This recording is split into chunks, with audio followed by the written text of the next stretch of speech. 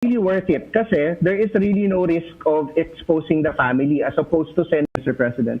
And then, yung variants of concern po, yung pinag-uusapan na po natin na Delta, yung po yung latest, 4 na po ang ating variants of concern, Alpha, Beta, Gamma, and Delta. Wala pa po tayong community transmission ng Gamma at Delta, and we really want to keep it that way. And that is why very important po yung stringent protocols natin. Yung Delta po, as I have mentioned, is 60% increased transmission over Alpha or yung UK variant, which was already 60% increased transmission over the original virus from Wuhan. So mabagsik po talaga to. If we thought Alpha was mabagsik yung UK variant, mas mabagsik po itong Indian variant, yung Delta. And of course, there's also the finding that yung mga partially vaccinated, yung 1 dose pa lang, nahahawa pa rin po sila. Kasi mukhang itong Delta really needs 2 doses para maprotektahan po ng maayos. Yung 1 dose po is not very good at protecting against Delta. In the Philippines po, we've already had 17 cases of Delta, pero all incoming travelers po, and the protocols that you have approved have caught all of them po. So we have to continue and make sure that this is implemented nationwide because pwede po talaga tayong malusutan if we do not implement this strict protocol in all our borders because again, it only takes 1. And so we have to be cautious po with our quarantine rules. Sabihin ko rin po kasi yung napag-usapan yung face shields, the Delta variant is also 40% more infectious outdoors, 60% more infectious indoors. So it would be nice po to have an extra layer of security na even if hindi naman required, the TAG will still recommend to continue to use face shields even outdoors, especially with the threat of the Delta variant. And of course, we do consider the hardships of our OFWs who are fully vaccinated na matagal po talaga yung quarantine, but it is something that we have to study very carefully, especially with this new threat of the Delta variant. Thank you very much, Mr. President. Salamat po, Dr. Salbanya. Alam mo kasi, when I mentioned about the face shield, I was only shooting the breeze with the congressmen, members of Congress over there. I never said with finality that we will do away with the face shield. Now, I will agree with you, considering that this D variant is very aggressive and it can proliferate in so much short period of time. We may experience a second wave much more serious than the first. Ang problema dyan is I do not think that it will require the same vaccines that we are using now. The scientists, you people, you have to come up with something to fight COVID-19D. Wala pa tayo niyan. Second is we cannot afford it. Yung nangyari sa atin yung first wave, it has depleted really the resources of government. Now, another one would be disastrous for this country. That is why the stricter you are, the better. I'd like to tell you now, total, ikaw ang nauna na nagsalita, we will retain I will apologize to the Filipino people that this thing was being discussed openly, and many thought that we were ready to do away with the face masks. But with the kind of aggressive infection that poses a very grave danger to, it's a small inconvenience actually. I know that it is inconvenient really to be wearing the mask, adjusting it from time to time. But that is only a very small price to pay. Than rather gamble with doing away with it and courting disaster. Kasi ang transmission, it's accepted by all that it will be transmitted to the eyes and to the nose. So I'm left with no recourse but really to adopt your recommendation. But I'd like to tell you that beforehand, while I said, reviewing the international news, nung narinig ko ito, I said, baka nagkamali talaga kami discussing about this in public. Because people thought that it was a done deal. No, it was not. It was just a casual chat. As of now, the face mask is on. Wala tayong magawa. The face shield. Importantly, the mask. Yun na lang ang pangkontra ko kasi it is to the national interest. I said that we must triple our effort because I said we do not know if it would require a new vaccine which has to be invented first. And second, we cannot afford a second wave because it might be far worse than the first. And then you will have a problem of our economy. And I said it would be a disaster for the country. Yes. Sir, Mayor, clarification lang po. Kasi yung naging apela po ng IATF is para sa mandatory wearing of face shields in enclosed indoor spaces of hospitals, schools, workplaces, commercial establishments such as but not limited to food establishment, malls, public markets, public transport, and terminals and places of worship. I'm doing away with that. That was just a suggestion, actually. It was put into writing, but it never came to my... wala sa table ko. Opo. And I said, long before that, they were reduced in writing, maybe yung mga narratives nila. I was really bent on restoring the mandatory use of the face shield. Indoors and outdoors po. Kasi takot ako. Opo. Indoors and outdoors po. No, para malinaw po. Lahat. We go back Lahat to po. the normal before. So, balik talaga lahat. Mr. President. Itong quarantine must be strictly followed. Thank you, Mayor. No exception. No exception. Whether or not vaccinated somewhere else, it would depend on the medical persons to decide on what to do with them. Now, you can present the next speaker.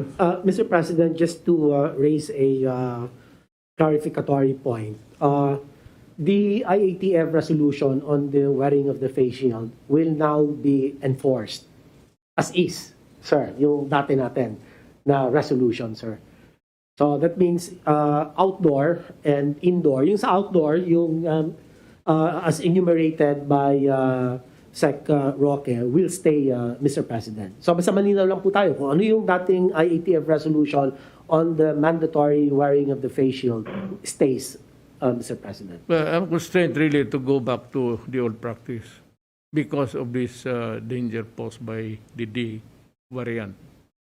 Kung wala lang sana yan, especially I said with the narratives that goes with it in the international news and even dito sa locally, it's scary.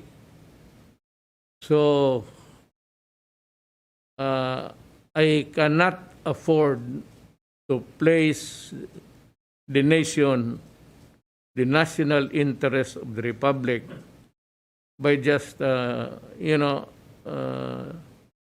sometimes adopting this and being lenient to this. I said, I know that it is a very tedious, if you may, but it is really to prevent a disaster of our nation. So, Secretary Duque, who's your next resource person? Yes, Mr. President, if the issue on the wearing of the face shield has been resolved, Although, of course, we have they prepared a presentation on why it is important to continue with the policy of the face shield wearing. Would you like to listen to that presentation, Mr. President? Yes, of course. Okay, Mr. President, It would be good. may we have Dr. Ana Ong Lim and the other members of the TAG to make the presentation? It will further our education somehow. Yes, Mr. President. Thank you so much, Mr. President. Thank you po, Mr. President, and good evening, Good evening, to the ma'am. rest of the attendees. This is Dr. Ana Ong Lim. Are you seeing my screen? I see you. Kita na po yung screen. Hmm. May I request the Secretariat to please present it? Yeah, the PowerPoint is there. Okay. I think we need to go back a couple of slides. So on behalf po of the Technical Advisory Group composed of myself, Dr. Salvania, and Dr. Alejandria, I've been tasked to make a short presentation about the face shields. And just to start off, meron po tayong several na policies and resolutions na kailangan pong balikan. So last December 2020, the Interagency Task Force for the Management of Infectious Diseases under the Resolution number 88 mandated the wearing of face shields whenever people would go out of their residences. And this is because it was known to be effective in reducing the risk of transmission between persons. It was available, and it was also low cost as an intervention.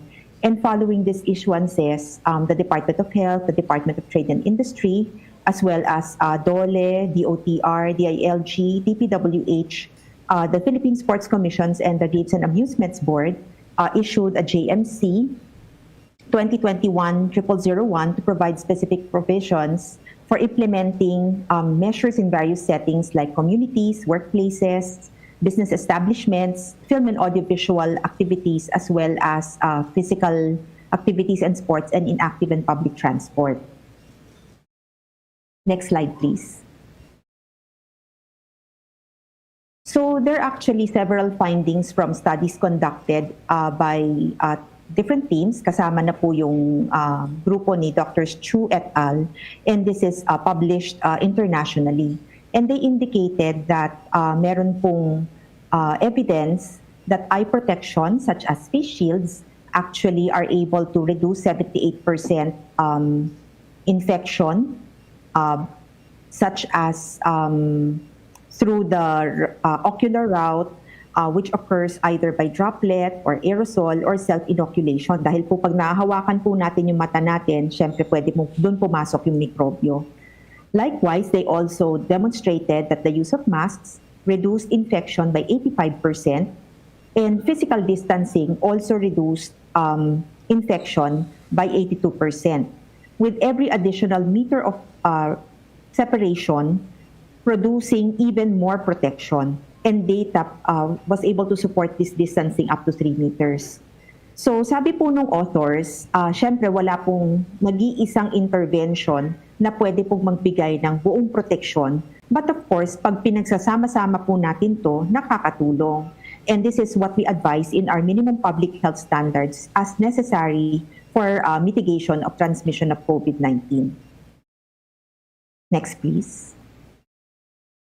Meron pa rin pong study na conducted po in India, and this is actually a real-life demonstration where the use of face shields could have reduced exposure of field workers who were actually doing surveillance dun po sa kanilang mga communities.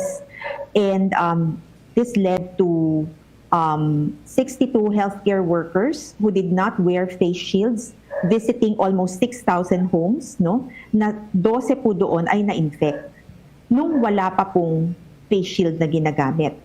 Pero nung minandate na pong gumamit ng face shield itong mga community-based teams, 50 of the healthcare workers who were required to wear face shields, none of them were infected.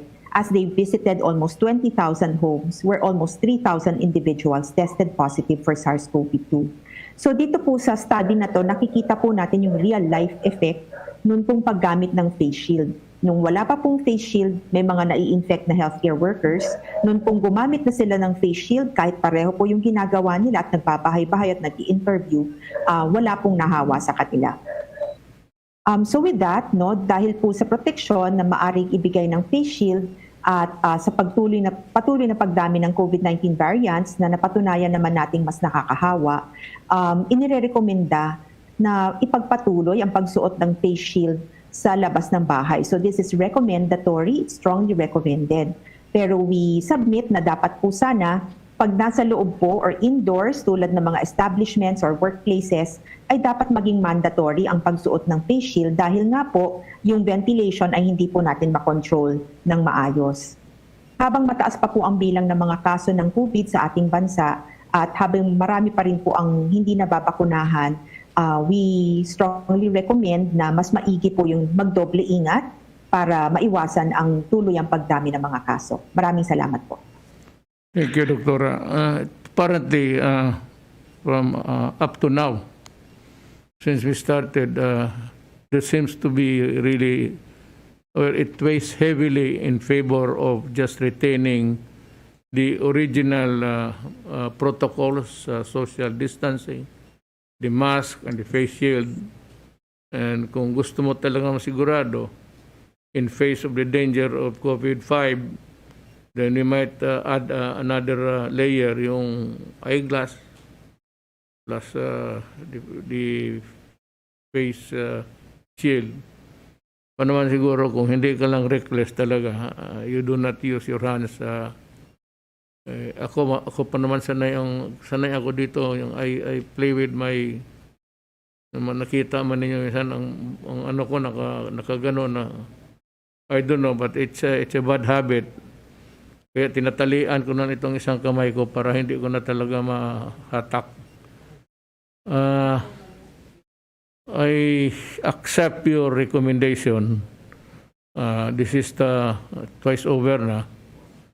So, I'd like to thank the panel and I'd like to thank also that you recommended the safest way for the Filipinos.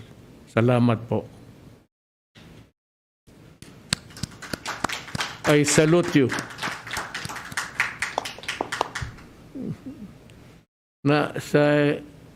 There's another one kay Secretary Briones. Yung face-to-face, ma'am, we might differ in our opinions about the matter, but for as long as there is really no vaccination, all.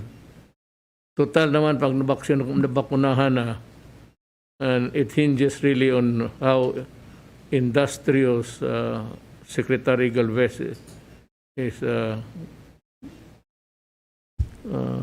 buying all.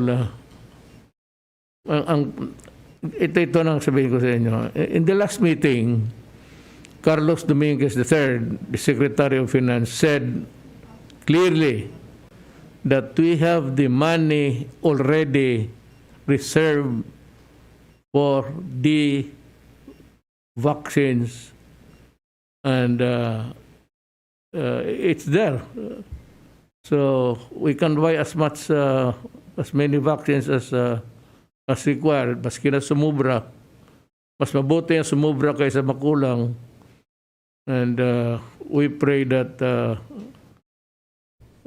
Secretary Galvez will be guided by the Lord, so that he can really go where the vaccines are.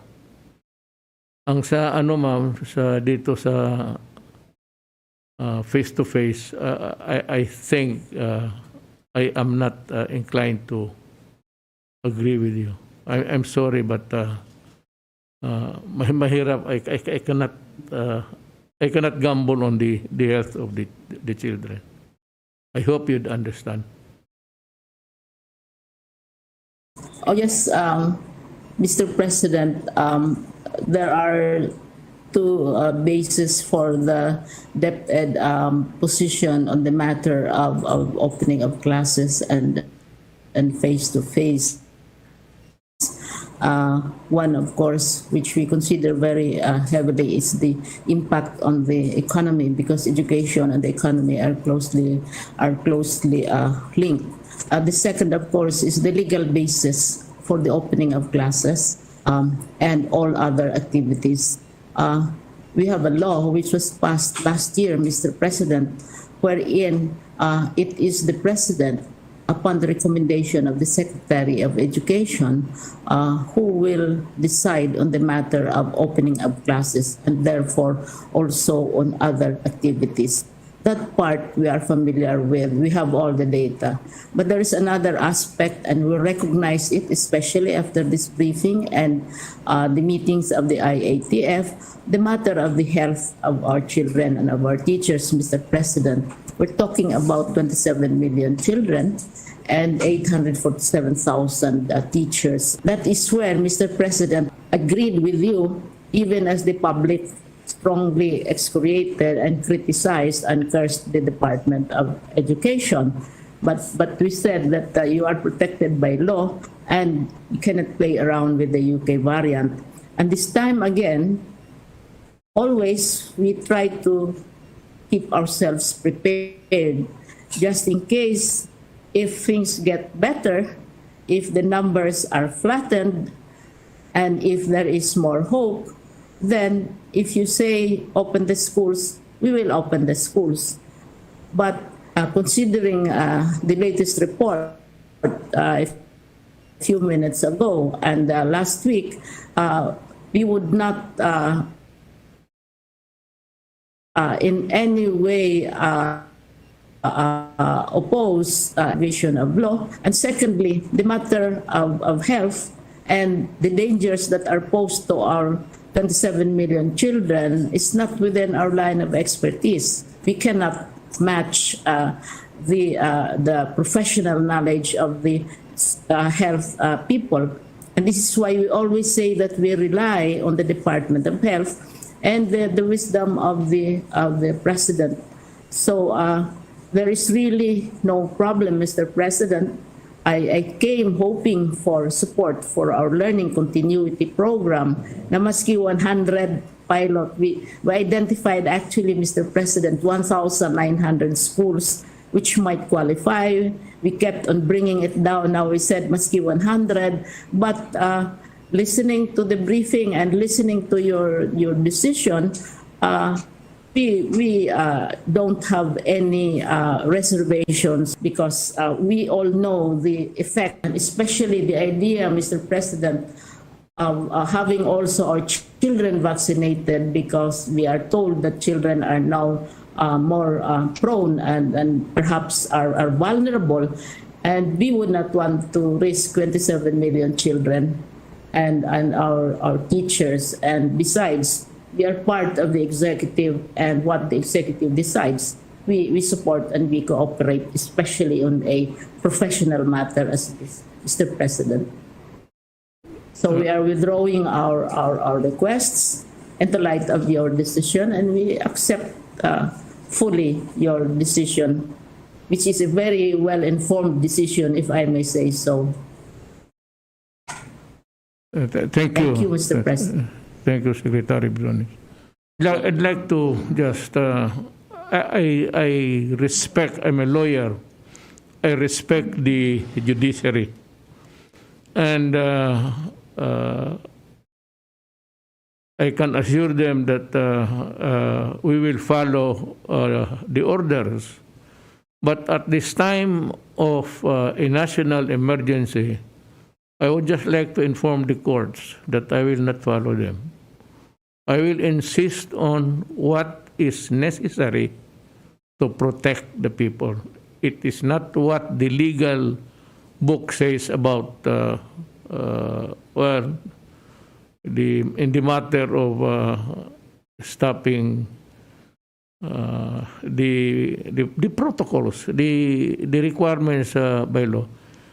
Si Gwen naman, she went to see me the other week, and I assured her that we are fair, And we would like to, I see the wisdom in her view, but I said the overwhelming notion among us in government and the medical doctors simply do not agree with her.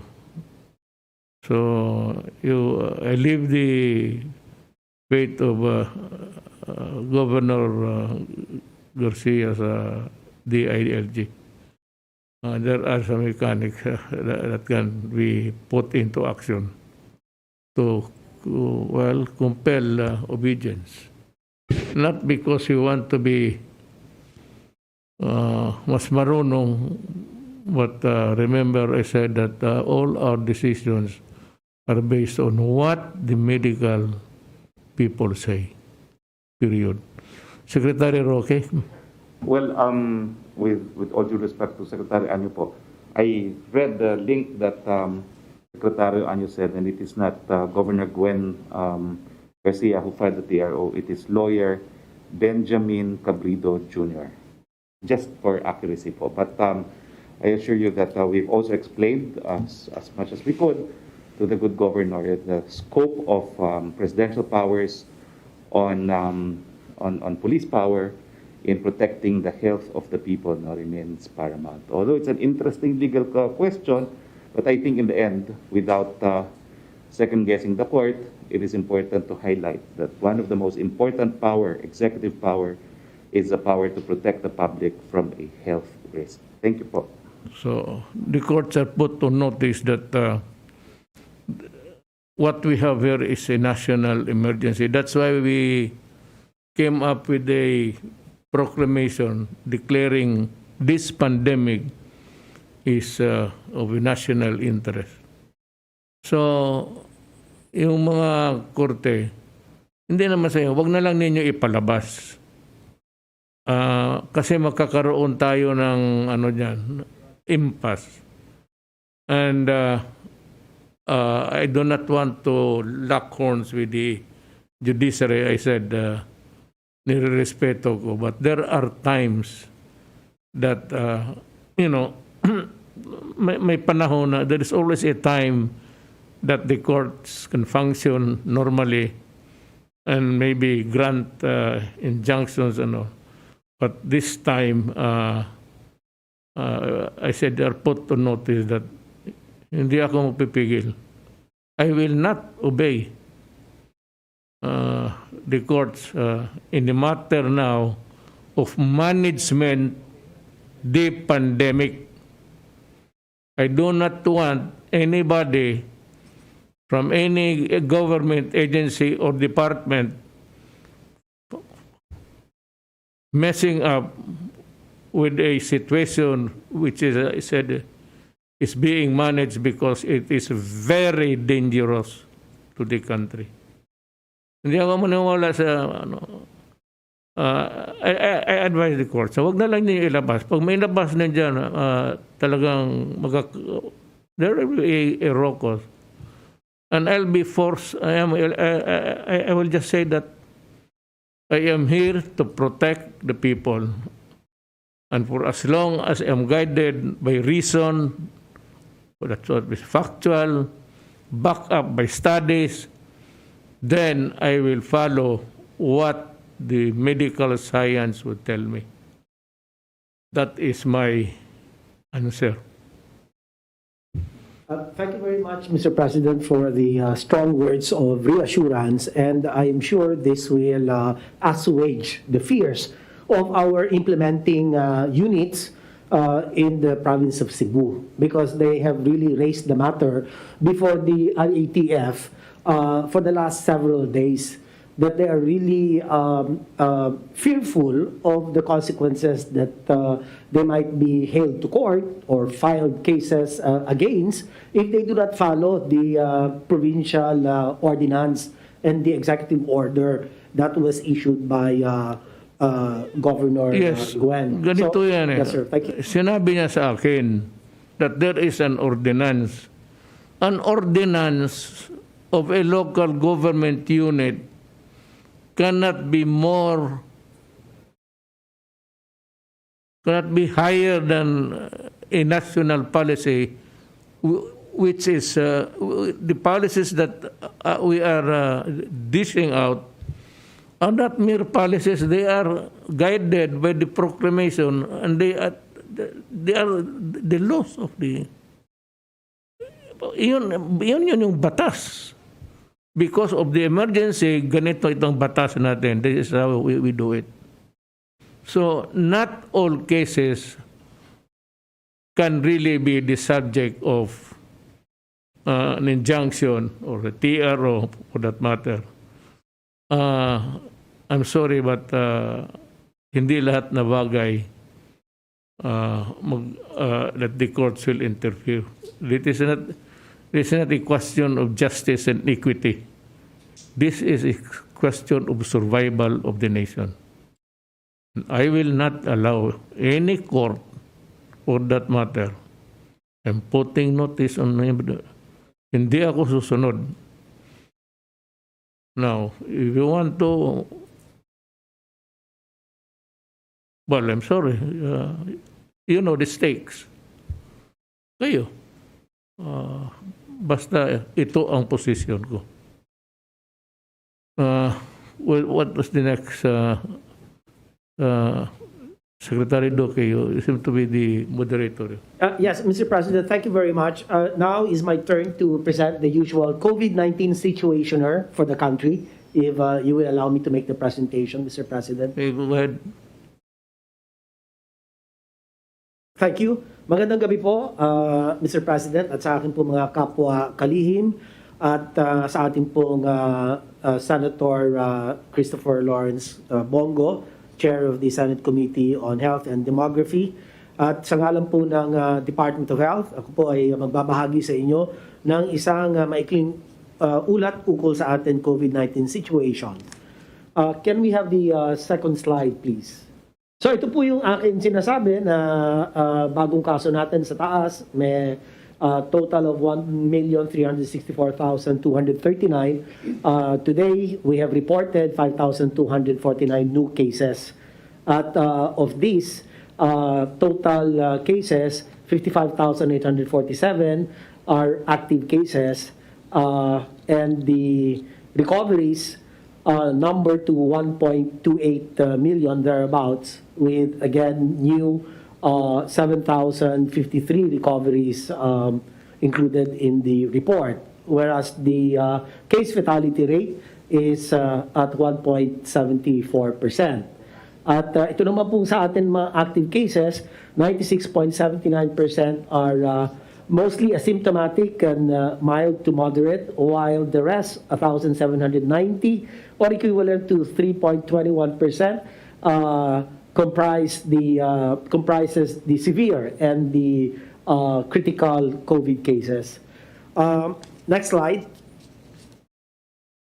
Nitong nakaraang linggo, Mr. President, bahagyang bumaba sa mahigit na 6,200 ang ating average daily reported cases mula sa mahigit na 6,600 noong June 7 to June 13. At makikita po rito sa slide na ito na patuloy na nagpa-plateau ang paggalaw ng ating mga kaso. Yung black line po, nakikita natin halos diretso na po siya. Next slide. Kung titignan ang mga kaso per island group, patuloy ngunit mabagal na ang pagbaba ng mga kaso sa NCR. Ang representative epidemic curve is the blue line for NCR. And yung plus areas, green line naman. So dito ay naging mabagal po ang pagbaba, pero bumababa ang mahalaga po rito. At para naman sa rest of Luzon, yung pulang linya, nagpapakita ito ngayon ng mga senyales ng pagbaba mula sa pagplateau nitong mga nakaraang linggo. Habang kasalukuyang nagpapakita ang Visayas, ito naman po yung aqua blue ng mga senyales ng pagplateau mula sa mabilis na pagtaas noong Mayo hanggang Hunyo. At huli, tumataas ang mga kaso sa Mindanao. Yung pong orange line sa baba, nakita po natin ay tumaas na po siya. Ganun din susunod na tumataas ang Visayas. So, ito po ay atin pong binibigyan paalala ang atin pong mga local chief executives sa mga naturang lugar na kanila pong dapat i-intensify o paigtingin ang kanila pong PDITR strategy and also improving their vaccination coverage, supply permitting. Next slide. Kung titignan naman atin ang average daily attack rate at 2-week growth rate ng iba't ibang rehiyon, makikita na mga rehiyon sa Mindanao ang karamihan sa atin mga high-risk groups kung saan nadagdag dito ang regions 11 and 12 nito pong nakaraang linggo. At patuloy na tumataas ang average daily attack rate ng Caraga. Yan po ang regions 11 and 12. Ngunit bumaba naman ang kanilang TWGR at nangangahulugan ito na patuloy ngunit bumabagal ang pagtaas ng kaso sa mga naturang rehiyon. Pero special attention to Region 6 kasi dito patuloy na tumataas ang kanilang panukatan na ADAR and TWGR ng Region 6. Makikita natin from May 23 to June 5 ang Region 6, 6.28 ang kanyang average new cases per day, tumaas po sa 8.83 per 100,000 population at ganoon din po ang kanyang 2-week growth rate from May 23 to June 5 from 36%, tumaas po ng 41%. So dito po ay binabantayan din natin ang Region 6 at ang mga lalawigan at syudad na bumubuo dito. Sa kabilang banda naman, ang nananatiling bumababa ang ADAR at stable ang TWGR ng National Capital Region, habang malaki ang naging improvement naman ng Region 2 na high risk nung nakaraan linggo. So may improvement, makita po natin sa baba, ang Region 2 ay from 14% ang kanyang 2-week growth rate, bumagsak po ito sa negative 21%, which is a very good indication of the effectiveness of their interventions.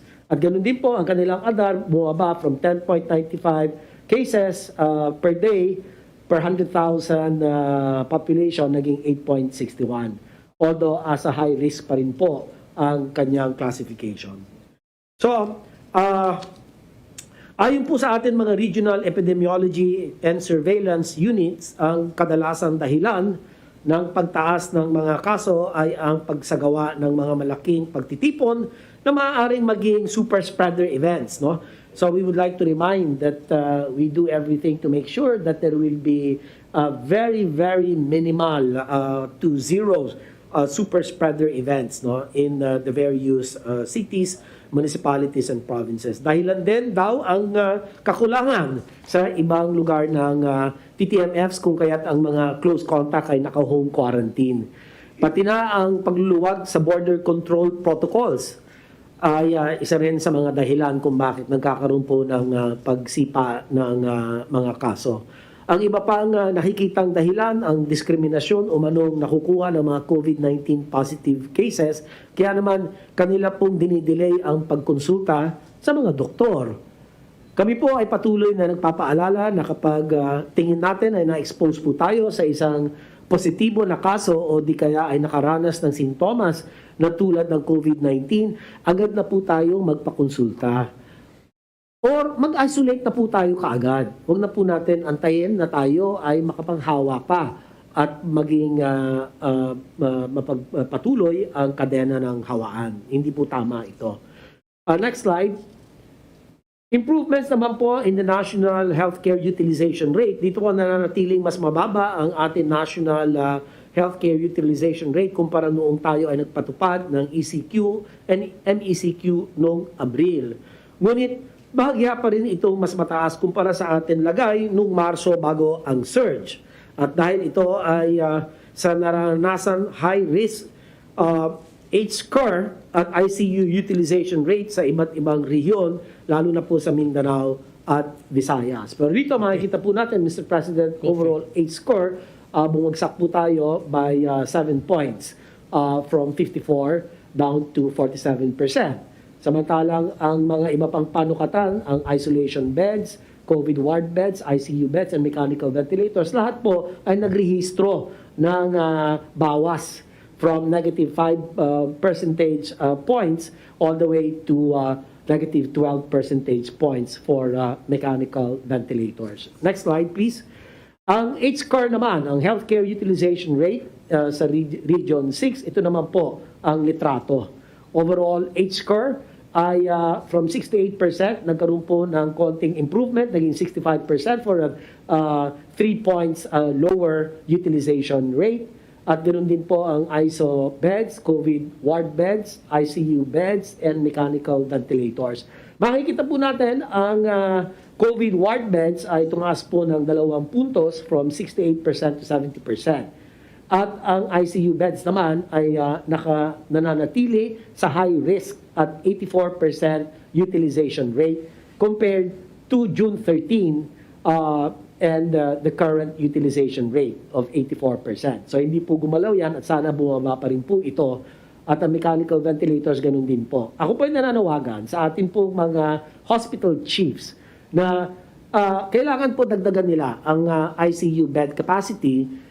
Kung pwede lang taas, i-increase dagdagan ang ICU bed capacity by converting the isolation beds. Kasi yan, makikita natin ang isolation beds, medyo malaki pa po ang reserve capacity. 60% lang po ang kanyang utilization rate. Ano po, bumaba pa nga po ito.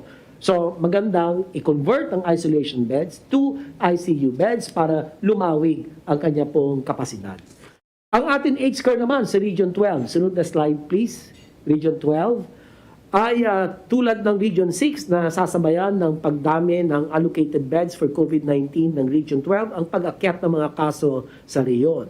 At bagamat umakyat, bahagya lamang ang itinaas ng H-score sa riyon mula nung nakaraang linggo at patuloy at mahigpit natin minomonitor ang ICU utilization sa riyon na ngayon ay nasa high risk level. So kung titingnan po natin, although overall ang overall H-curve bahagyang tumaas, pero yung ating COVID, yung ICU beds natin ay tumaas din ito na asa high risk na rin po at 81% or an increase of 3 percentage points. No?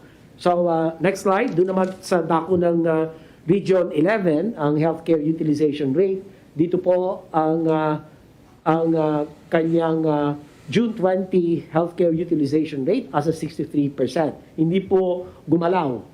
So pareho pa rin compared to June 13 at 63%. Ang isolation beds ay bumaba ng 1 percentage point. Ang COVID-19 ward bed tumaas po ng 4 na puntos. At ang ICU beds, ito po tumaas naman ng 8 points. At malaki po ang tinaas ng ICU bed utilization sa Region 11. Ganun din naman, ang maigilang, Mr. President, ang mechanical ventilators natin ay bumababa naman by 10 percentage points. Kanya, ibig sabihin po nito ay although hindi ganun kataas ang ating mechanical ventilator utilization rate, pero bantayan natin ang ICU beds. Ano po? So ganun din po ang ating abiso sa ating po mga hospital chiefs. Unang-una, kinakailangan itaas po ang COVID bed allocation ng mga pribadong hospital from 20 to 30%. At ang mga pampublikong ospital naman po dapat itaas kaagaran from 30% to 50% ang COVID bed allocation. And pangatlo po ay ang conversion ng ating po mga isolation beds, 55% nga lang po as of June 20, to ICU beds para mas mabawasan pa natin ang healthcare utilization rate ng ICU beds at bumaba po ito hanggang sa maaari sa moderate risk classification, which is at 60 to 69%. Thank you. Next slide, please. Ang H-score naman sa Region 10, ito naman po ay ang overall utilization rate ng kanyang hospital capacity ay bumaba po ng 4 points. Ang isolation beds all the way ay hindi nagbago. Ang COVID-19 ward beds ay bumagsak po ng 14 percentage points. Ang ICU beds naman ay tumaas. Medyo nakakatakot po ito, Mr. President, kasi ang laki po ng kanyang itinaas by 24 points At muli, yung aking sinabi kanina ay sundin po natin. Tumalima po kayo sa abiso ng Department of Health. Sa mechanical ventilators po ay bahagya naman, malaki din naman ang ibinagsak. Maigi lang, from 47% to 34% or 13 percentage points. Next slide, ito naman po yung ating confirmed COVID-19 deaths by week. Ang total deaths po natin as of today is 23,621. Patuloy naman ang mabagal, ngunit bumababa ng ating mga naitatalang mga pumanaw at sa kasalukuyan nasa 56 deaths per day po tayo ngayong Hunyo at nakapagtala na tayo ng 1,150 deaths sa loob ng 20 araw ng buwan na ito. So makikita po natin doon sa table na yan ay nasa 56 daily average po tayo, 56. At sana ito ay hindi na po tataas. Nung May, napakataas po ng ating daily reported deaths, at 106 per day. And in fact, nung April, kasagsagan natin, umabot tayo ng 121 deaths per day. At so ngayon, ay nakikita natin maliwanag at bumababa. Sa kabuuan po, una, patuloy na nagpaplato ang ating mga kaso habang ang Mindanao ang ating kasalukuyang highest contributor sa ating mga naitatalang kaso kada araw. Kalawa, patuloy naman bumababa ang ating naitatalang deaths. Gayunpaman, mas mataas pa rin ang naitala natin deaths ngayong buwan kumpara noong Enero. At ikatlo naman, habang maganda na nasasabayan ng ating pag-allocate ng COVID-19 dedicated beds ang pagtaas ng mga kaso sa Visayas at Mindanao, kinakailangan maging maaga pa ang ibang rehiyon, lalo na ang mga rehiyon na nagkaroon ng malaking pagtaas sa ICU utilization rate. At panghuli na po, kinakailangan natin maging listo at alerto sa pag-aksyon sa dumadaming mga nagkakasakit at na-admit sa mga ospital habang pinanatili natin ang ating mga nasimulan kung gusto natin masugpo ang nararanasang surge sa Visayas at Mindanao. Pinaalalahanan namin ang mga riyon na i-monitor hindi lamang ang naitatalang kaso kada araw, ngunit pati na rin po ang long-term trends na makatutulong sa higit na pagsisiyasat upang maihatid ang pinakaangkop na response strategies. So ito na lang po, Mr. President, ang pinakahuling bahagi ng aking ulat at handa po akong sumagot sa inyo pong mga katanungan. Maraming salamat po. Thank you, Secretary Doke. May tanong lang ako sa iyo. How many local governments have received the vaccines? Dito, ilang siyudad o probinsya na nabigyan ng mga bakuna? Meron po tayong allocation plan, Mr. President, for every region and for every province, cities, and municipalities. But because of the surge in the cases, nag-decision po ang atin pong IATF at sa pamunuan po ni Secretary Galvez na dagdagan ang mga surge areas, Mr. President. So, meron pong report malamang ang atin pong vaccine czar, si Secretary Galvez, patungkol po sa allocation. Sige, kasi I'm just wondering, there are in Mindanao, sabi mo, it has surpassed the number of cases doon sa Luzon. Sa dito sa Mindanao, ilan na ang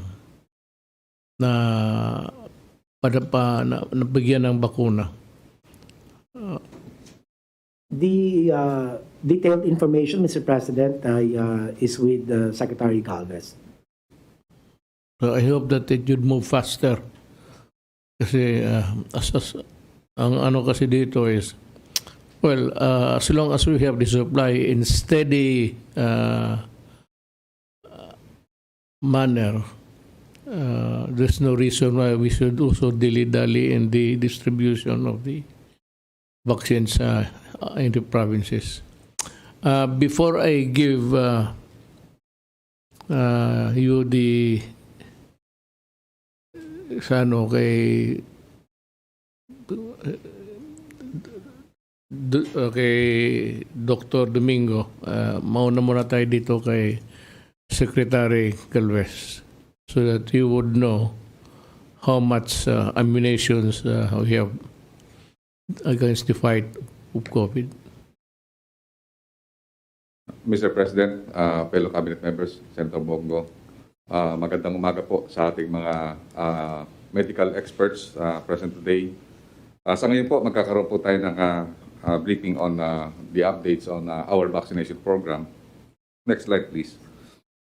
Ang number one po is the Philippine Vaccination Center have reported that we have reached 8 million mark last Friday, June 18. We have already received 14,205,870 vaccines with 5,876,820 doses for the month of June. We are expecting to receive 4 million more before the end of the June. We will be receiving the COVAX that I will present later. And then the good news is that the Philippine negotiating team headed by USEC Mark Hoben and also the DOF team was able to sign and concluded the Pfizer. Secretary Duque and I signed the supply agreement last Saturday, which consists of 40 million doses. This is the biggest deal, Mr. President, and we are really thanking Pfizer for really fulfilling their commitment. That even though the negotiation was long, the delivery is the same time of delivery. And the volume from originally we are negotiating only 15, they increased it to 40. And Mr. President, we will be surprised later on if we will be given the price will be at the public domain. Makita po natin na napakaganda po ng binigay po ng Pfizer sa atin. One of the best deal that we ever had. And we really thank si Ambassador Babes Romualdez, ang ating American Embassy, and also the American government for really providing us this big volume and also on time.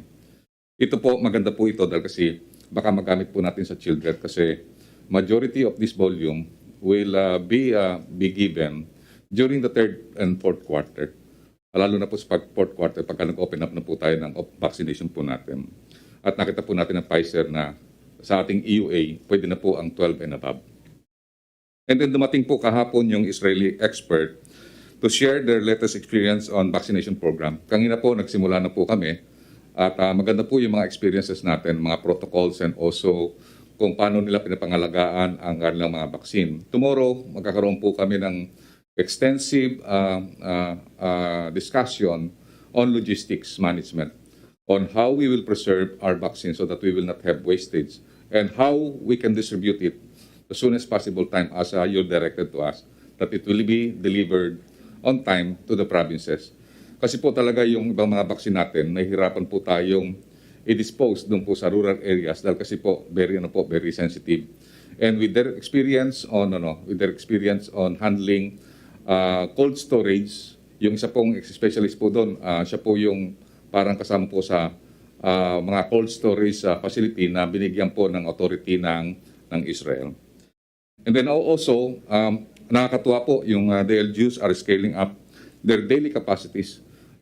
Siguro po si Senator Bongo talagang miya't-miya po, maraming po tumatawag kasi nauubusan na po sila ng vaccine kasi tumataas po ang mga capacity ng ating mga LGUs, particularly po sa mga rural areas at saka sa mga highly urbanized city.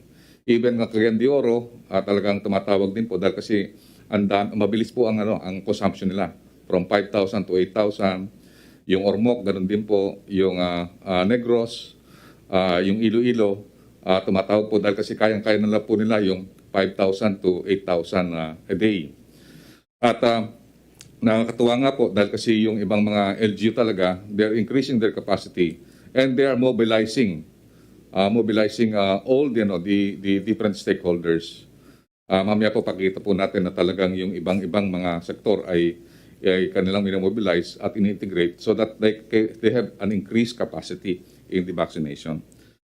And then, kaninang umaga po, diniscuss po din namin ng T3, meron po tayong tinatawag na Boston Consulting Group na nagbibigay po ng mga information globally kung ano po nangyayari worldwide.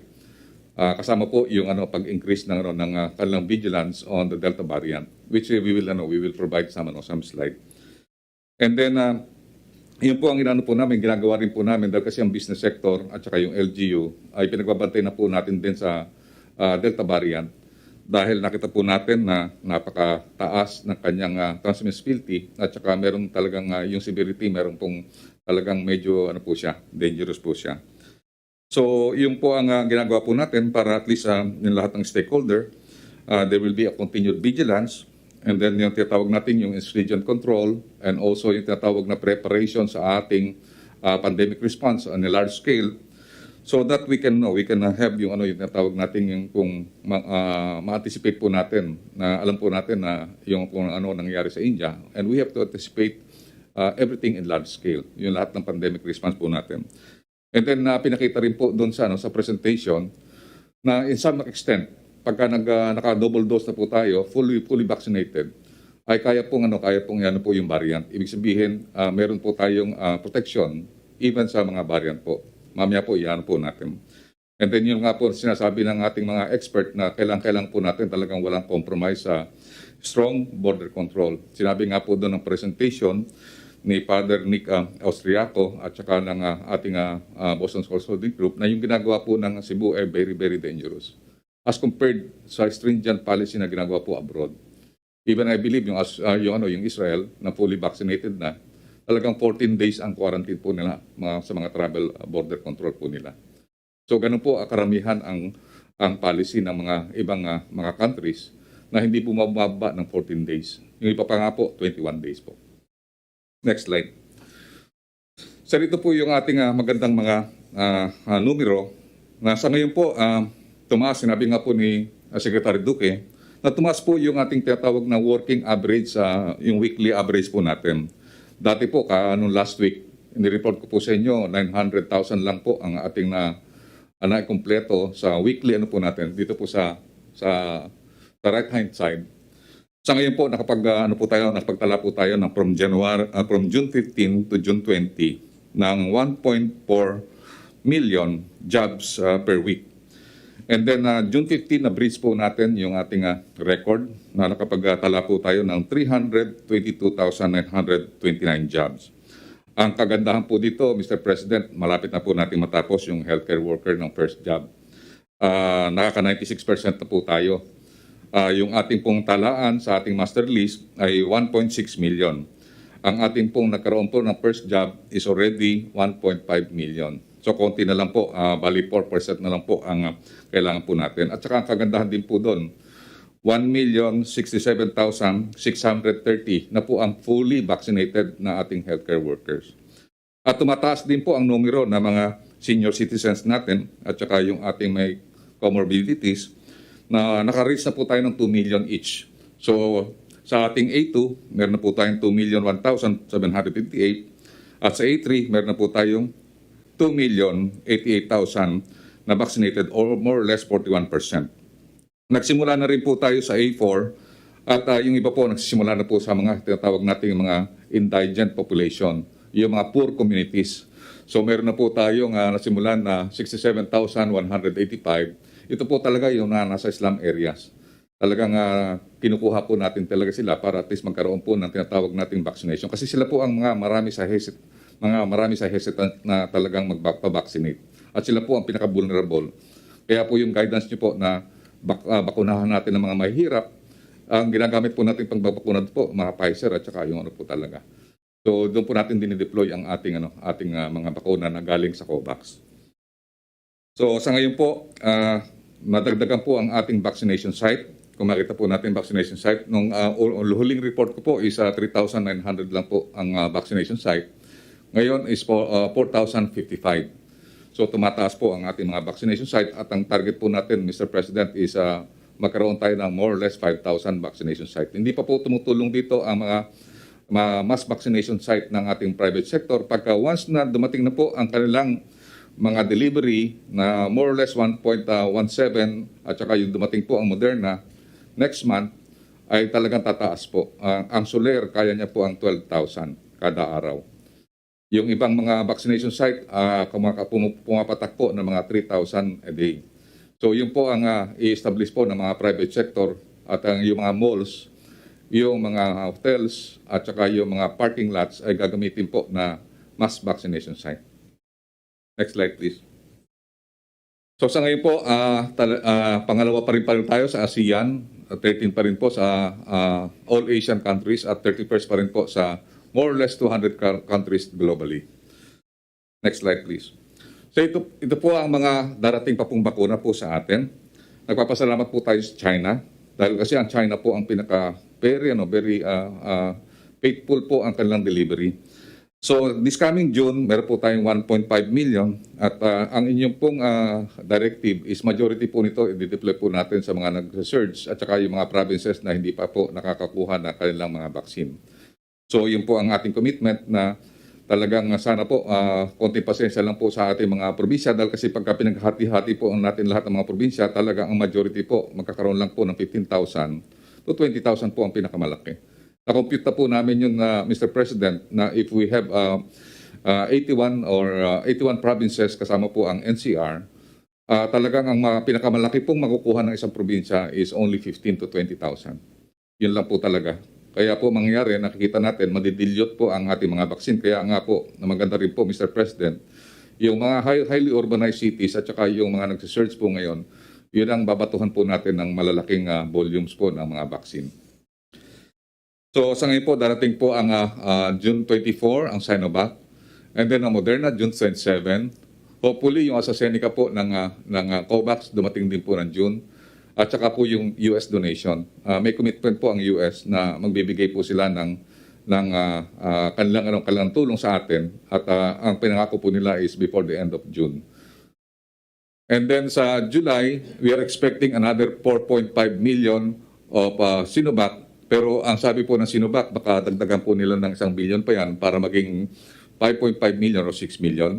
Dahil ang pangako po nila, yung 20.5 million po na Sinovac na ating kinuha sa Asian Development Bank, instead na i-deliver po nila ang whole stretch ng hanggang November, i-deliver na po nila yung 20 million hanggang September.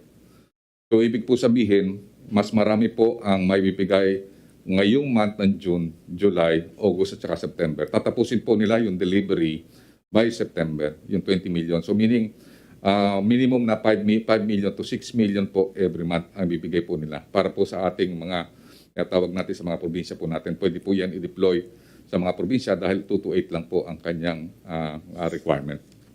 And then ang COVAX 4 million. And then Moderna po aakyat po ng another 1 million. Yung AstraZeneca po, ito po sa private sector po to at saka sa LGU. And hopefully yung Sputnik po ay makapag-deliver na po ng at least 1 million. Next slide please. Next slide. Ito po yung po natin na yung nagkaroon po tayo ng signing ng 40 million. Napakalaki po ng impact po nito dahil kasi talagang ang po nito, ito yung biggest po natin. And then tutulong po ang US na at least makapag-deliver po na mas maaga. By August po, makapag-deliver na po. Next slide please. Maganda ka dyan Sir? Serious masyado. Sir, Yung slide. 10 o'clock po ng Yung gabi. nagpipirma ka. 10 o'clock po ng gabi po yun, sir. Kasi po ako po ang nasa akin na po bola, nakapirma na po si Secretary Duque. Ako na po ang hulong pumirma. Well, the effort is as good as any. Opo, mabilis pong pumirma si Sec Duque. Kaya nung nahuli po akong pumirma. Next slide please. Sir, ito po yung pagdating po ng Israel delegates at ito rin po yung sa kanan, nagsimula na po tayo ng discussion. Kasama po natin si Sec Duque, Sec Del, Sec Vince Dizon at saka po yung member ng NBOC. Magagaling po yun, lalo na po yun, yung babae, sir, magaling sir yun. Kasi siya po ang parang strategic planner. At the same time, siya ang communication. Sir, yung sir, nagbumisita rin po ako kanina sa Quezon City. And maganda po yung tinatawag nating synergy of all sectors. First time po talaga na nakita natin na yung sumasama po rito ang national government, yung local government, yung private sector, yung UNILAB po, yung medical sector. And then kasama rin po dito yung religious sector, yung Caritas, at saka yung diocese ng Novaliches. And then yung academe, yung FEU, NRMC. Nakita po natin na sama-sama po. Yun po ang kagandahan sa sa Quezon City, talagang yung diocese po ng mga yung mga bishop tumutulong po kay mayor. And then kung makita po natin yung mga mismong yung mga religious, sila po ang naghihikayat sa mga mamahirap na magpabakuna. Sa ngayon po parang nakita po natin yung uptake po dito sa sa mga Islam area tumaas po dahil kasi nakita natin malaki po ang influence ng mga ng mga medical professionals at the same time ng mga religious. So nakita po natin yung cooperation po nito kasi yung Unilab ganun din, nagkakaroon sila ng mga town hall meetings. At the same time kasama po yung Caritas. Sir, for the information of the President, yung Caritas po nung nakakahirap-hirap po tayo ng pag-ayuda, kasama po sila ng private sector na nagbigay po ng 7 billion ayuda. Talaga pong pumunta po sila sa mga mahihirap, nagbibigay po ng mga goods at yun po ay nakahingi po sila ng mga donations doon po sa mga conglomerates po natin. Yun po nakita po natin talaga na itong sa pandemya, even though there is a separation between the state and the church, sa pandemya po sama-sama po tayo, Mr. President. Nakita natin na itong signing of cooperation, talagang tumutulong po ang ating mga kaparian dahil yung CBCP inano na rin po namin. At karamihan po sa mga CBCP, mga seniors, nabakunahan natin po natin. At napapasalamat po sila, Mr. President. And then, Go ahead. next slide, please. Sir, ito yung yung parang presentation po sa amin ng Boston Ghost Holding Group at saka ng mga expert na nakita po natin na yung tinatawag natin itong slide po nito, ipinakikita po namin sa business sector. Para po yung business sector at saka yung T3, kasi yung T3 po yan, mga conglomerates po yan, mahigit na 1,000 conglomerates. Binibigyan din po namin ng briefing kung ano po yung variant. So sa presentation po namin, kasama po namin si Father Nicolas Orticio, kasama po yung mga expert ng Boston Consulting Group. Ito po, kung makikita po natin, Mr. President, this briefing, napakaano po eh. Kung makita natin yung beta, ito po yung tinatawag na significantly worse. Yung beta po, ito po yung tinatawag na South African variant. And then kung makita natin yung delta, dalawa po ang pula dyan. Ibig sabihin, likely increase ang severity at saka yung kanyang transmissibility. Pero ang magandang balita po, sir, is at least yung yung mga bakuna po, pagka naka-double dose na po tayo, meron tayong protection. Ibig sabihin, baka bumaba po yung protection, pero at least nakikita po natin na pagka fully pagkaan po tayo doses, at least meron tayong added protection. Kaya po, yun po ang hinanap po natin sa ating mga kababayan, na talaga as much possible, yung mga ibang hindi pa nakaka-second dose, ay magpa-second dose na po kasi talagang once na hindi po talaga tayo nagkaroon ng second dose, hindi po tayo fully protected from the variant. So yun po ang inano ko lang po, mahal na President, na yung ating mga LGUs, kailangan magano po tayo talaga na hikayatin po natin ang ating mga kababayan na talagang kunin yung second dose kasi pagka first dose, wala po tayong talagang full protection po doon. Yun lang po, mahal na Presidente, at maraming po salamat. Thank you, Secretary Galvez. We are through with Del. You have something to report? Mr. President, I have nothing significant to report tonight, sir. Okay. So tapos na tayo. Let's go to... But before we proceed any further, I would like to mention the medical experts, resource person nandito who shared their time with us. Si Dr. Edsel Maurice Salvania, Dr. Cynthia Palmes Saloma, Dr. Eva Maria Coutinho de la Paz, Dr. Ana Ong, and Dr. Marisol Alejandria. Salamat sa panahon ninyo. I know that it's a little bit to be sacrificed to be here and to listen and to talk. Ang sunod kong gustong tawagin kasi binubugbog minsan ito ng criticism si Dr. Domingo. Dr. Domingo, it's your turn to blast them to pieces. Go Yes, ahead. sir. Magandang gabi po. Magandang gabi po, Mr. President, tsaka sa lahat po ng mga member cabinet kay Senator Go. Alam mo, sa totoo Yes, sir. lang, May konti lang po akong gawain mo lang yung trabaho mo. Do it right. And to hell with the criticism. Demokrasya to eh. They are entitled to that right. So, ikaw naman, you have to take it in stride. Pareho ka rin ng politiko. Because we are performing public functions and our actuations are really being observed, and other people, maligaya. I mean, you cannot please them all. So you just do your duty and forget about we have trust in you, the Filipino people. Go ahead. Yes, sir. Maraming salamat po. Yung lagi nyo namang sinasabi, just do my due diligence and rely on sound science for our decisions. At yun naman po ang sinusunod natin. At bigyan ko lang po kayo, sir, ng konting update sa ating mga vaccines na ginagamit sa Pilipinas at saka sa buong mundo. Can we have the slides, please?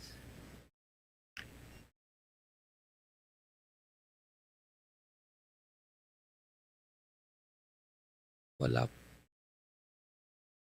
Let me Ayan ask po, you. So sa ngayon po, Mr. President, yes, sir. Let me ask you. Itong trials ba na ito, the vaccines made by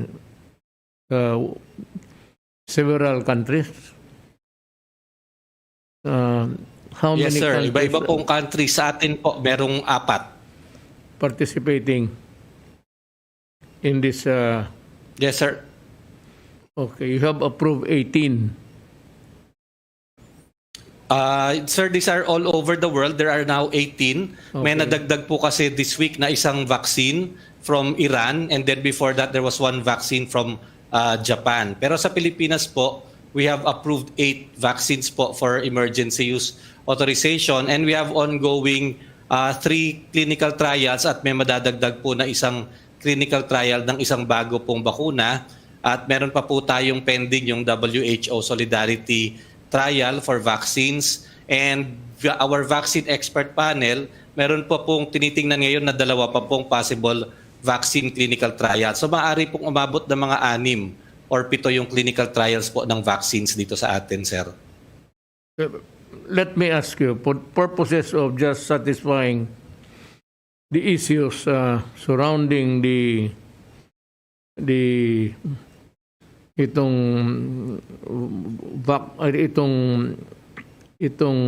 Iver. Ito lang po yung may konting updates ako, yung kulay green po, yung Sputnik vaccine, ito po yung 2-dose vaccine na adenoviral vector na magkaiba. They've already written us to say that they might be amending the emergency use authorization para habaan po yung time interval between the 2 doses. Parang very similar po ito do sa adenoviral virus vaccine natin na AstraZeneca, which we now give to 12 weeks. So hinihintay lang po natin yung scientific data to support the claim na mas maganda pag pinapahabaan po yung time interval. And they're also thinking of registering the vaccine as a single-dose vaccine similar to the J&J, to the Janssen vaccine na single dose lang po ang binibigay. It is also an adenoviral vector vaccine. And we're waiting for the data to support this kung pong acceptable siya. Yung next slide naman po, may isa pa pong bakuna sa atin na may EUA, yung Bharat Biotech. This is an Indian vaccine which I think many of the LGUs are interested in procuring through the tripartite agreement. Noon pong April, nabigyan na po natin ito ng conditional EUA, and now they have completed all of the requirements, including po yung certification nila ng good manufacturing practice. So there's no hindrance to them importing the vaccine into the Philippines, except of course that they have to go through of course the vaccine czar and the Department of Health, kasi po under EUA po ito, hindi pa pwedeng i-market directly sa mga consumers, kundi it always has to go through our vaccination program.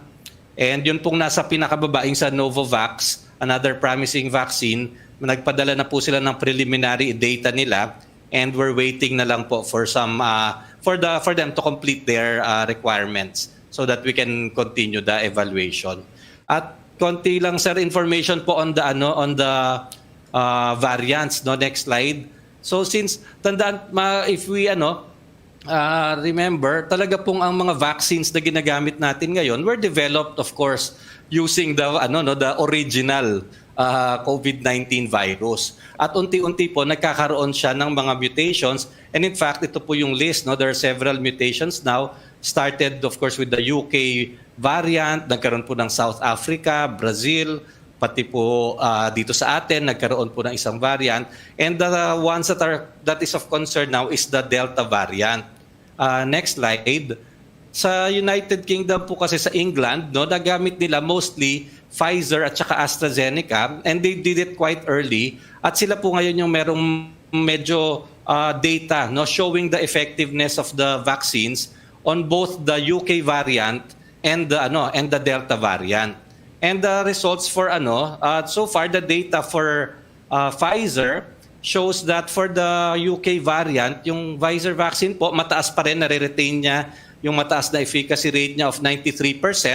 Pagdating po doon sa Delta variant, although bumababa po ng konti, meron pa rin naman pong 88%, no, na efficacy against the Delta variant. So there's a decreasing efficacy as we get more mutations, but hindi naman po completely nawawala ang bisa ng bakuna. It's still a useful vaccine. Yun naman pong AstraZeneca vaccine, ang nakita po nila na overall efficacy niya for the UK variant is about 66%, at nung tiningnan po for the Delta variant, it's about 60%. So nagagamit pa rin naman po talaga, may protection pa rin na ibibigay. Next slide. Unfortunately po, sandali lang. So itong AstraZeneca pati yung yung isa, they are yun pong Pfizer. Well, Pfizer effective, at least it gives you an ample protection against.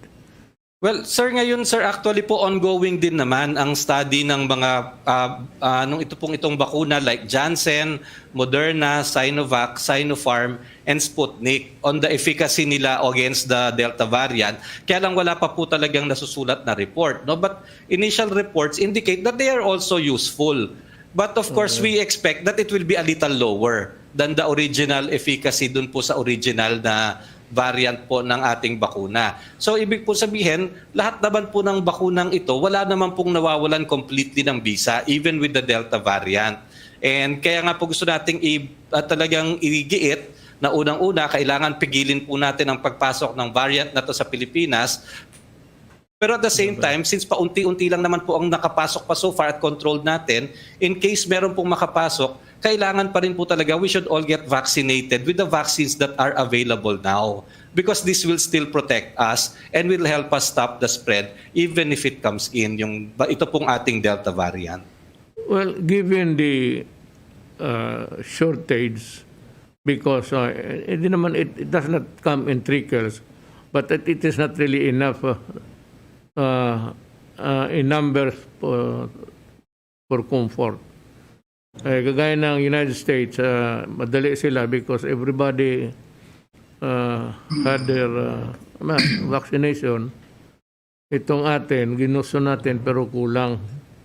So yan lang ang sa atin is we can maybe do it as fast as any other country like America, but because of the limited supply, yan ang kaya nagdadasal na lang tayo na Secretary Galvez, it's sometimes ang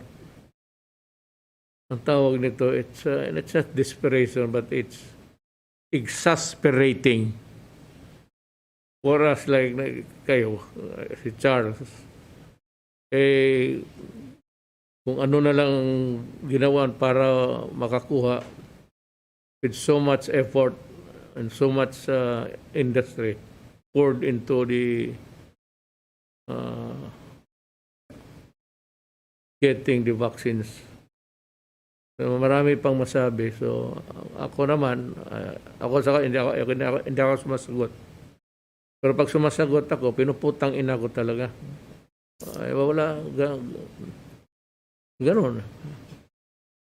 So, dito tayo sa panel. Is there among the medical experts that I have mentioned, is there somebody who want to give his or her opinion? Mr. President, Dr. Calvania pa. Wala na kayong sabihin. We will go to now to just a short Congressman Nograles. Maybe a short message or report. The one that you have been Yes. giving us on a regular basis. Yes, Mr. President. Magandang gabi po kay Senator Bongo at sa mga kasama natin sa gabinete. Mr. President, I'd like to report na under the leadership of your National Nutrition Council, the Philippines has become the first country in Southeast Asia and the Pacific to launch the Scaling Up Nutrition Movement 3.0 strategy. The launch was a success with almost 1,000 local and international nutrition stakeholders gathered on June 2, 2021 via Zoom and Facebook Live to witness the event. So this Scaling Up Nutrition 3.0 movement is committed to fundamental and non-negotiable aspects of effective nutrition action, including equity and the principle of leaving no one behind. So for its third phase, the SUN movement will drive forward gender equality and enshrine youth leadership across the movement. It will strengthen partnerships to achieve greater impact on nutrition through food systems, health systems, social preparation systems, actions by the private sector, and humanitarian and development actors, and through education and the water, sanitation, and hygiene or WASH and climate change adaptation. Together with that, your Nutrition Research Technical Working Group convened to discuss the plans for the development of a strategic plan for the Philippine Plan of Action for Nutrition Research Agenda. So this research agenda is actually a companion plan of our Philippine Plan of Action for Nutrition 2018 to 2022, which aims to provide evidence for the formulation of policies, selection and design of nutrition interventions, and the improvement of our nutrition program management towards the achievement of the Philippine Plan of Action for Nutrition goals and objectives. So we have meron tayong 9 priority transdisciplinary nutrition thematic areas that aim to guide the generation of research on nutrition in the country. On our part sa Task Force on Zero Hunger, tuloy-tuloy pa po yung aming mga webinar series.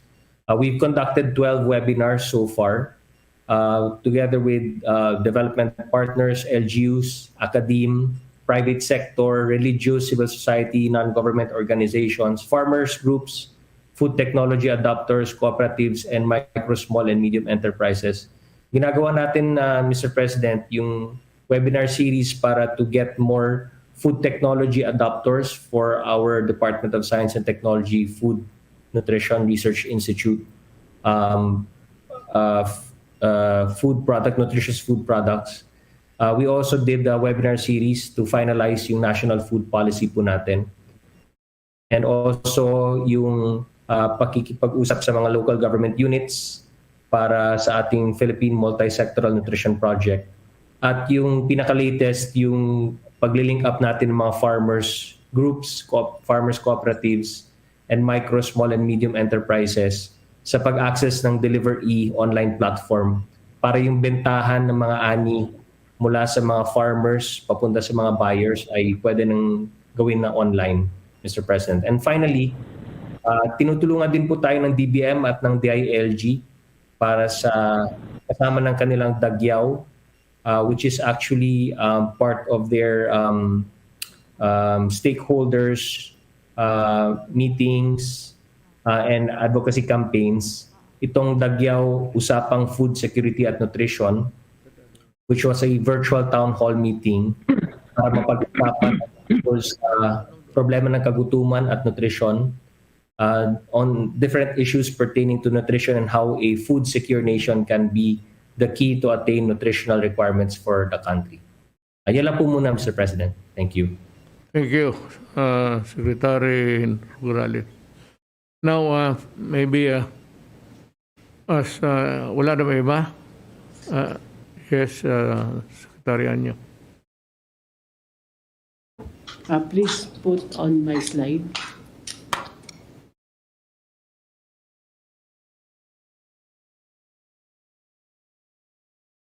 Si Salman yan. Pakilagay yung slide. Ang ganda ng sing-sing, oh.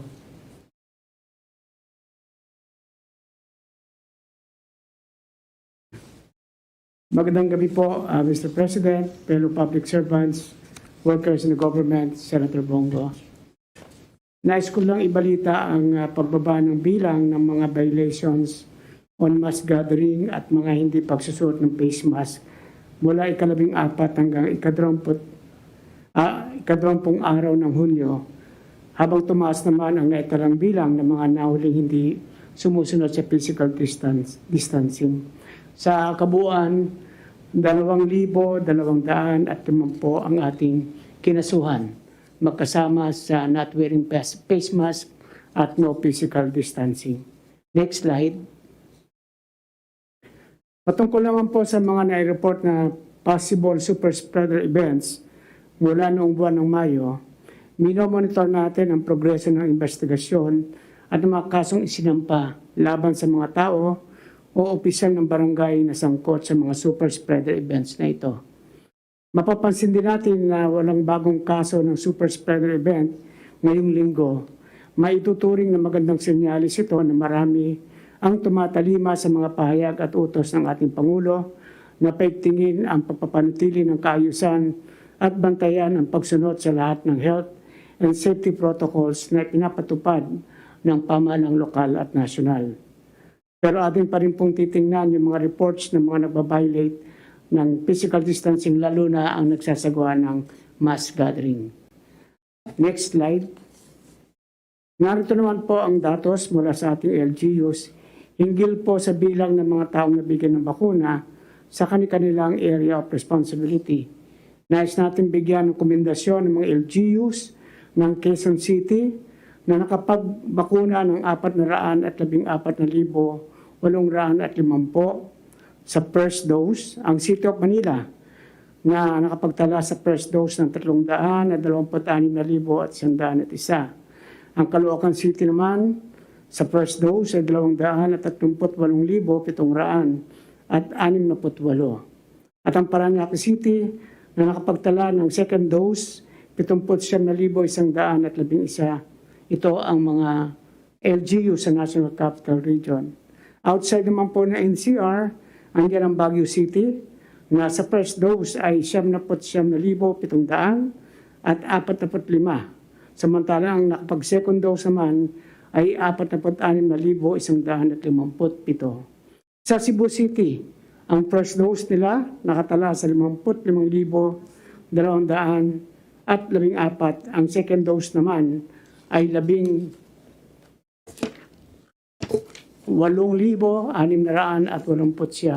At sa Cagayan de Oro City, sa first dose, nakapagtala ng 43,462. Ang second dose naman ay 16,859. Ito po ang pagsusumikap nilang mga pag-administer ng pinakamaraming first and second dose ng COVID vaccines sa kanilang mga nasasakupan.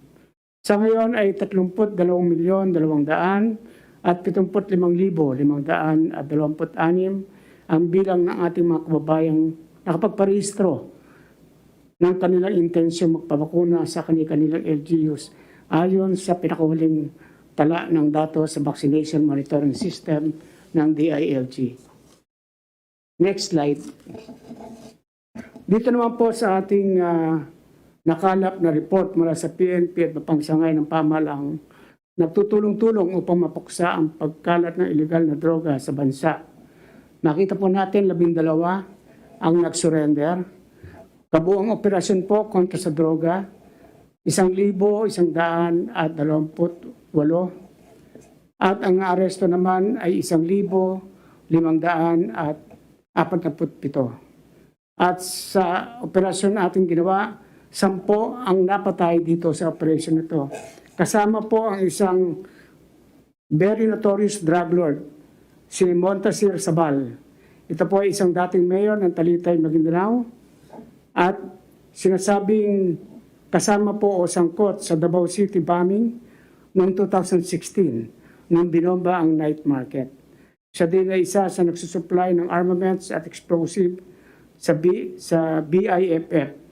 At doon po sa follow-up operation ay naka-recover tayo ng 3 armas kasama ang isang 50 caliber machine gun.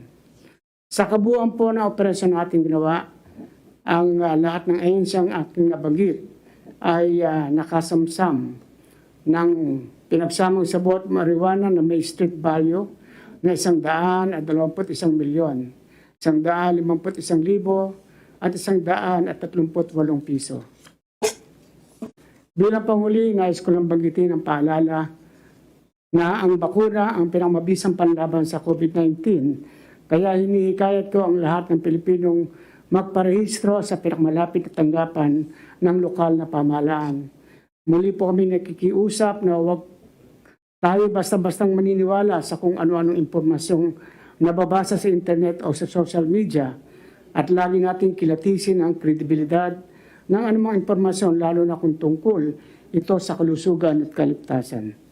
Panawagan naman natin sa ating mga LGUs, hanapan po natin ang paraan at pag-isipan natin ang iba't ibang estratehiya upang mas marami pa ang maengganyo magpabakuna at upang matulungan din natin ang ating mga kababayang walang access sa computer or internet na makapagparehistro. Yan lamang po, mahal na Pangulo. Maraming salamat po. Salamat, Secretary Anyo. Alam mo, itong, if you would notice, I don't know, pinapublish pa lahat mo yung mga taong na-aresto araw-araw? Almost about, we're, on the average, we are arresting all throughout the Philippines something like almost on the average 800 a day bago itong mga sampa sa droga. And every day, we are able to seize shabu, including itong mga nag-i-import, because there is no laboratory now. It's imported from a country outside of the Philippines. Ito yung hindi nakikita ng, kaya ako galit dyan sa ICC na yan. Biro mo, almost 700, 800 people all over the Philippines are arrested. Different people. Hindi yan sabihin mo na recalcitrant na pabalik-balik. And you just can imagine almost every day you look at sa 8888 yung sa TV. Kita mo yung mga pangalan dyan. Minsan umaabot ng 1,000. Oh, how do you, if you do not move against them, it will destroy our country. Ito, narco-politics to eh. There are mayors, yung iba patay na, I'm sorry, mga ilang mayors, almost last year, mga mayors na namatay, mga the other year, on the average, kasi pumapasok sila sa droga. Now, we are not saying that we are killing them. We kill them because they fight back. Ganun talaga ang, if you go to the history ng itong Mexico. Mexico is almost a failed state. Ito yung sinalosa ang they select the people who run for local government posts. Kaya pag magpatuloy ito, saan tayo pupunta? Paano ang bayan kung ito kung gano'n? Na ako na mismo, napaka-stricto ko. Sabi sa kanila, pinapatay ko. Ewan ko lang kung totoo yan o hindi, chismis lang naman yan. Pero, paano ito? Kaya itong ICC, bullshit itong, why would I defend or face an accusation before white people? You must be crazy. Yung mga kalumang colonizers ito noon, they have not atoned for their sins against the countries that they invaded, including the Philippines. Tapos ito ngayon sila, they're trying to set up a court outside our country and making us liable to face them. Walang alam ng batas, our laws are different. Our criminal procedure is very different. How are you supposed to get justice there? Kaya ako nag-withdraw. And beside, I said, the one thing that ang depensa ko is yung Rome Statute na ratify sa Congress. But itong mga unggoy na to, dahil nga in their desire to itong extrajudicial killing, dumiretso doon sa Rome and appended the treaty that was approved by Congress. But the law says that after Congress, you have to return the treaty to the President because the President now will order the Bureau of Printing to publish the statute or law, lalo na penal laws.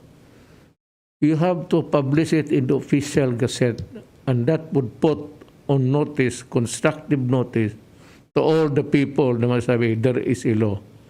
That is why kung not-publish na yan, you cannot say, ignorance of the law excuses no one. Ganoon yan. Hindi nga dumaan ng hindi na binandag nila kay Estrada diniretso na kaagad. In their hurry, they forgot. So, how are you supposed to know about this goddamn laws o itong mga batas nila itong sa ICC? Yung mga ulol. Tapos ako, magharap ng mga puti, letse kayo.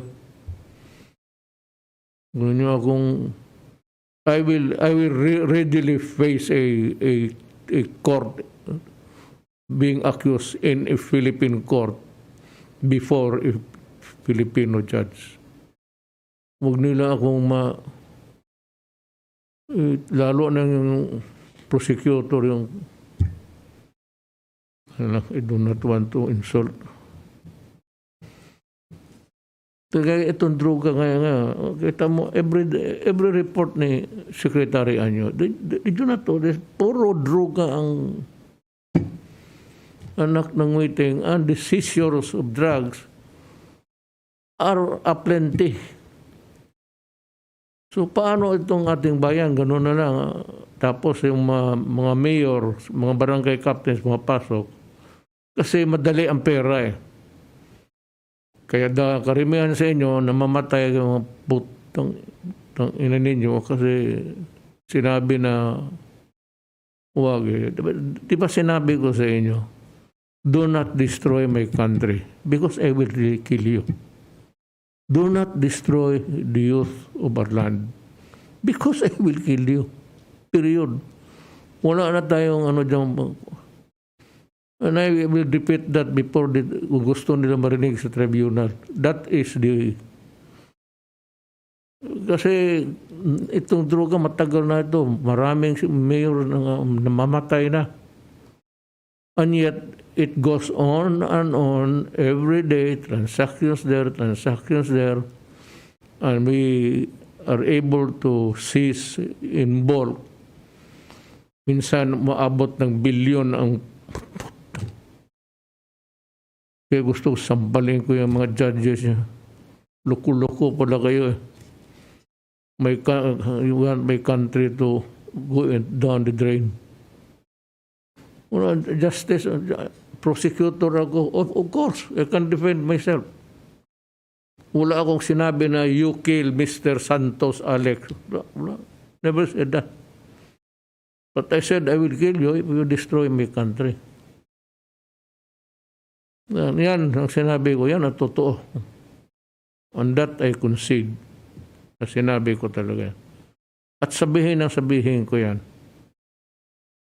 Now, maybe as a closing remark, dito si Secretary Panelo has been going around the country. I don't know what's the feedback. How do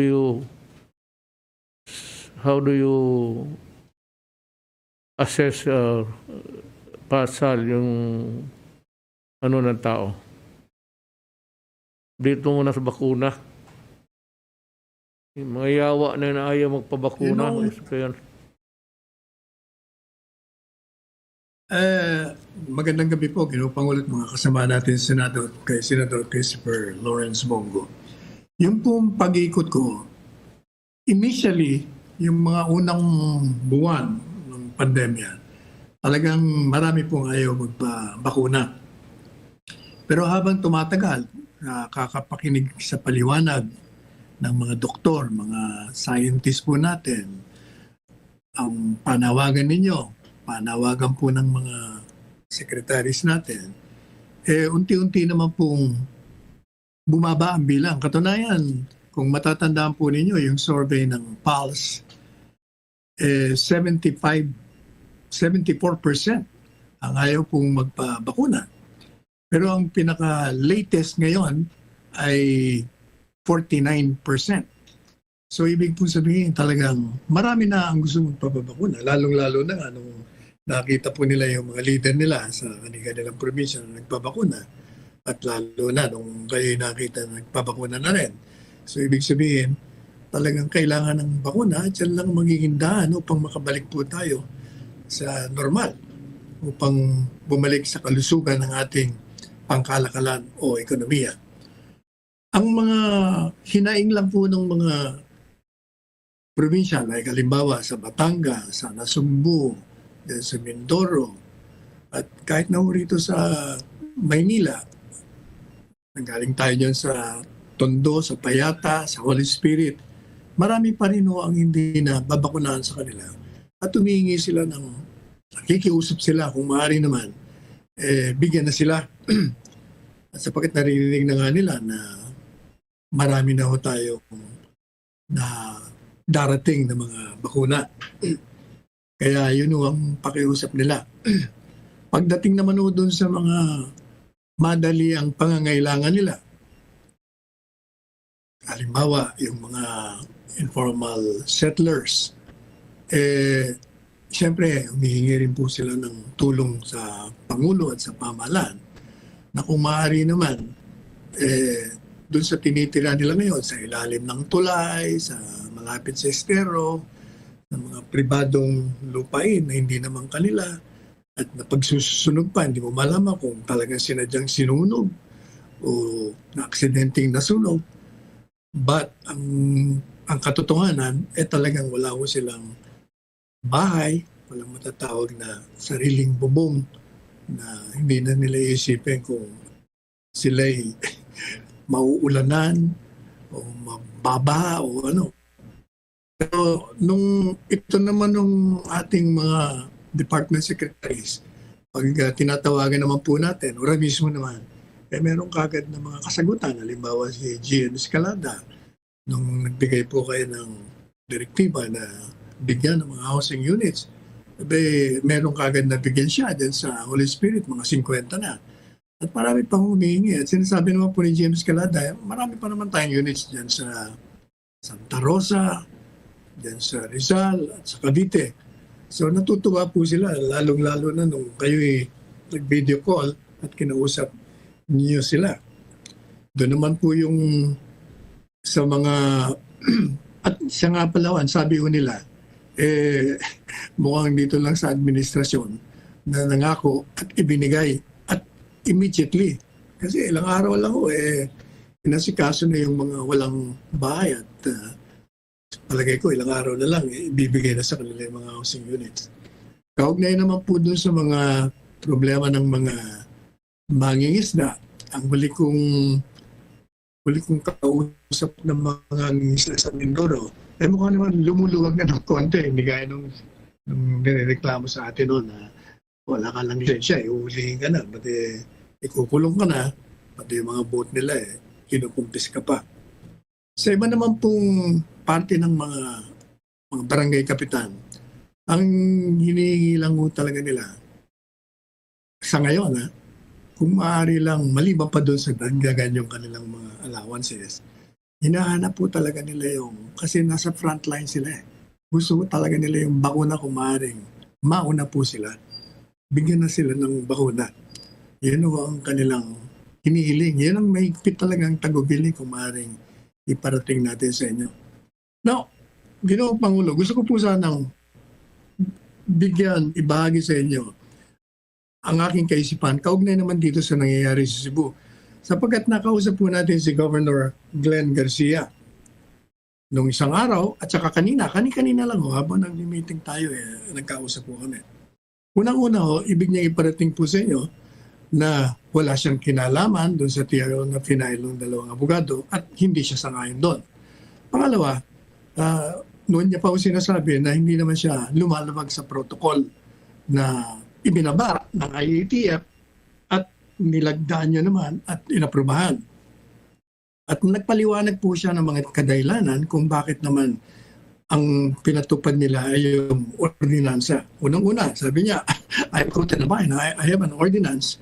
Baka naman ako ang mademanda rito pag hindi ko ipasunod. Kasi yung ordinance nila doon, iba sa protocol na ibinaba ng national government. Sa kanila, 3 araw lamang, may swab na, tapos ika-quarantine sa bahay. Sa atin naman, 10 araw. Medyo binababa sa 7, pero naibalik ko lang sa 10. Sa tingin ko po, Ginoong Pangulo, yung pong ginawa ni Governor Gwen Garcia ay hindi po maaaring sabing talagang intentional na paglabag. Sa tingin ko, unang-una, hindi niya nga malaman kung yung bang ordinansa, susundin ko, hindi ako ba madidemanda rito. Hindi.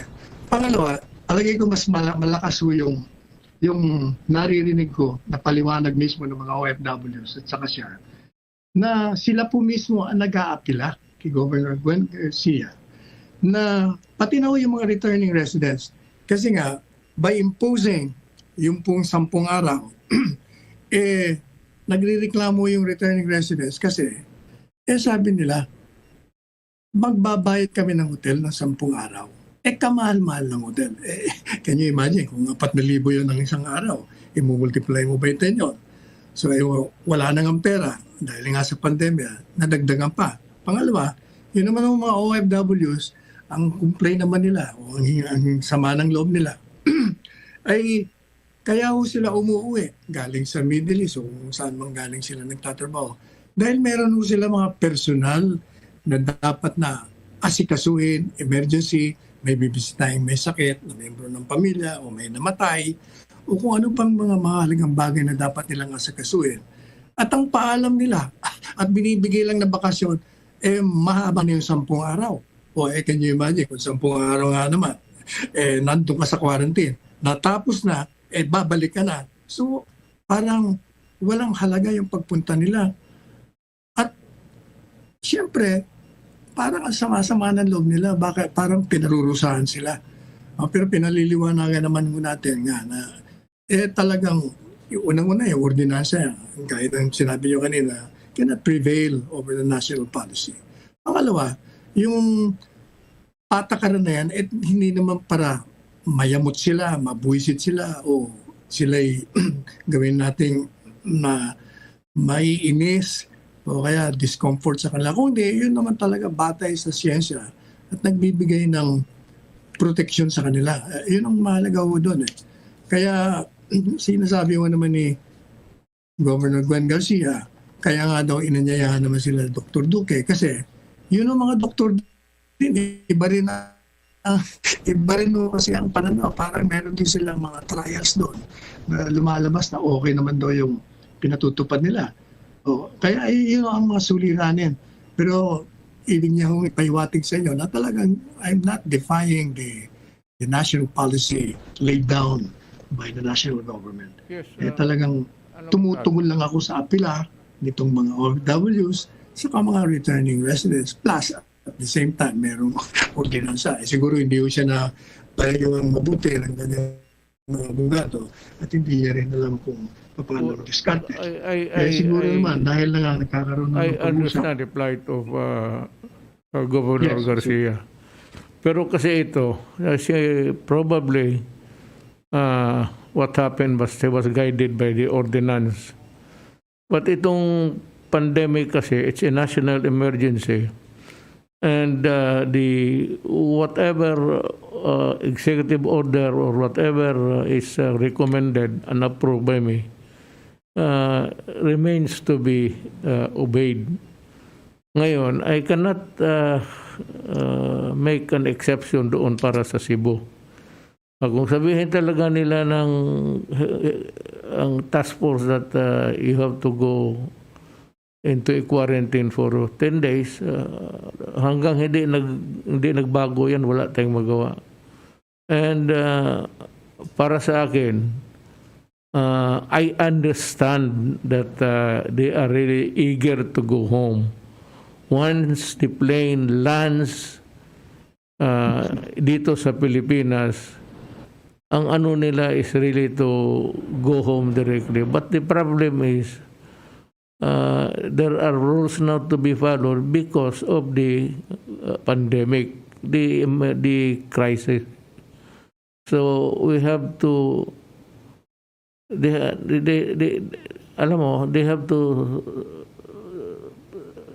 subjugate their desires, ano man yan, to the national interest of the country. So all that she has to do is to explain to the DILG. The DILG naman ang may jurisdiction yan eh. Hindi naman ang task force, hindi naman tayo. If we do not want to follow, then the DILG would call your attention. Parang ganun lang yan.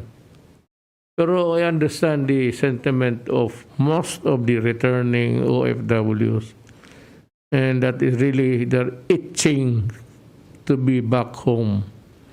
I understand that. It would be something like of a purgatory, going home, then finding yourself being sequestered for 10 days. Ito na lang.